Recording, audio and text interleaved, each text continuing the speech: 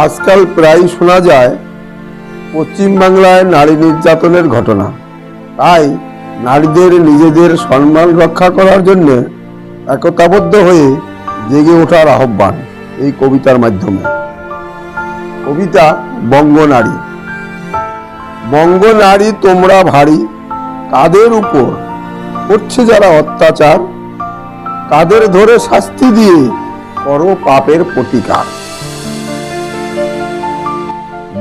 ভুলছো কেন অতীতটাকে, বীরাঙ্গনা বঙ্গবালা, স্বাধীনতার ইতিহাসে চির উজ্জ্বল গাথামালা।